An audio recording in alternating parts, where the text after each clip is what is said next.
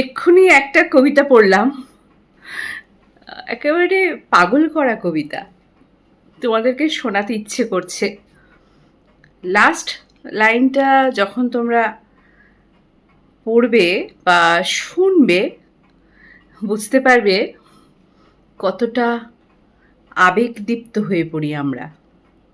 আমাকে ভালোবাসতে হবে না, আমাকে ভালোবাসি বলতে হবে না, মাঝে মাঝে গভীর আবেগ নিয়ে আমার ঠোঁট ছুঁয়ে দিতে হবে না,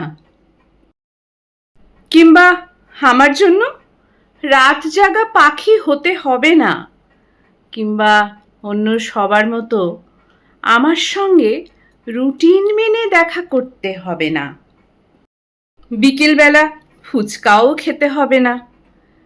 এত সংখ্যক নায়ের ভিড়ে শুধুমাত্র একটা কাজ করতে হবে তোমাকে। আমি যখন তোমাকে ভালোবাসি বলবো, তখন তুমি প্রতিবার একটা দীর্ঘশ্বাস ফেলে আদর মাখা গলায় বলবে, পাগলি। কণ্ঠে আমি সোনালী ঘোষ। এই সুন্দর কবিতাটি লিখেছেন হুমায়ুন আহমেদ।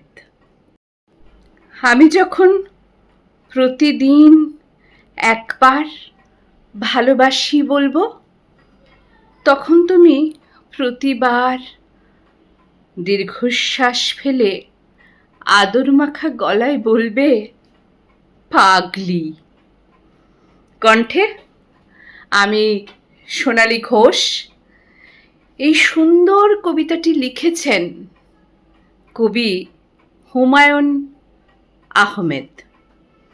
কেমন আছো? কেমন লাগলো শেষ লাইনটা শুনতে বললাম?